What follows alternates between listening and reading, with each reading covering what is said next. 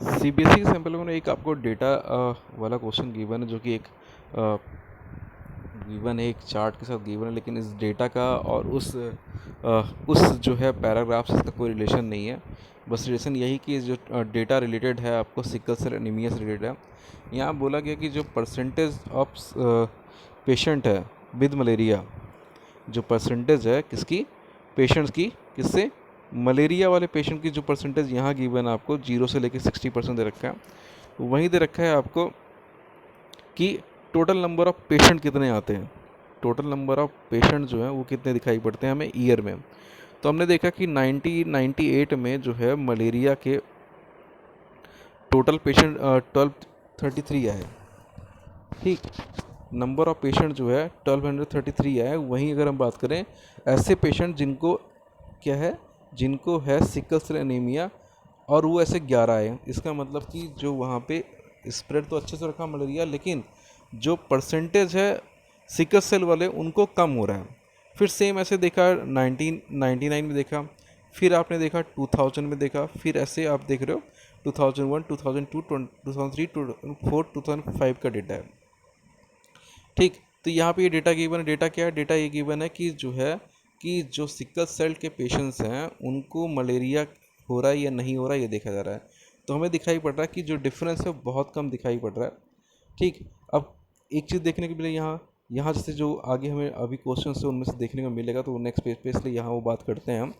यहाँ अगर देखोगे आप कि 1998 में जो डिफरेंस परसेंटेज है यहाँ पे दिख रहा है 30% दिख रहा है आपको।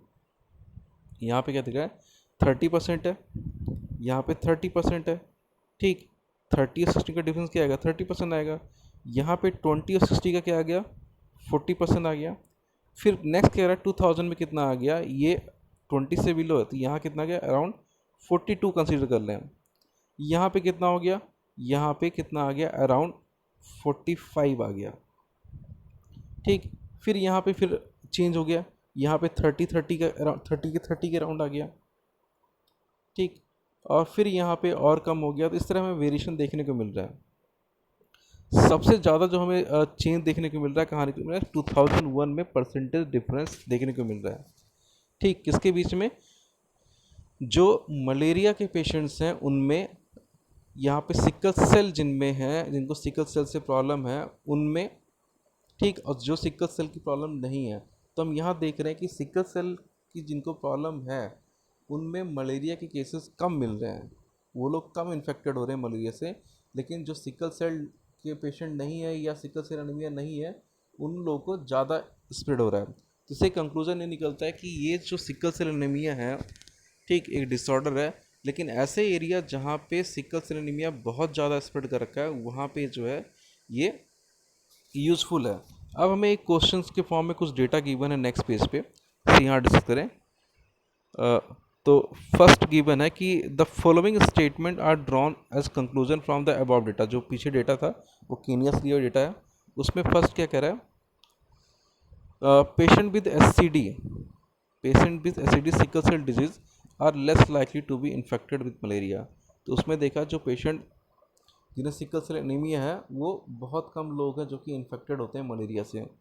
ठीक, ये बात देखी हमने, सही बात है ये। दूसरा कह रहा है patient with SCD are more likely to be infected with malaria. नहीं, ये चीज़ नहीं देखा हमने, फर्स्ट चीज़ देखी, सेकंड नहीं देखा हमने, तो सेकंड स्टेटमेंट रॉन्ग है।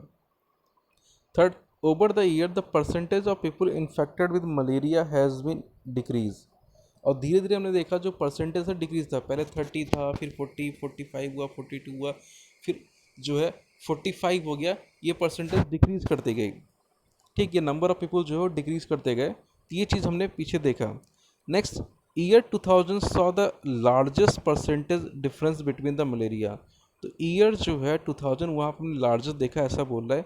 ये चीज़ देख सकते हैं एक बार हम दोबारा यहाँ पे कि 2000 ये रहा, यहाँ पे हमें लार्जर डिफरेंस देखने को मिलता है।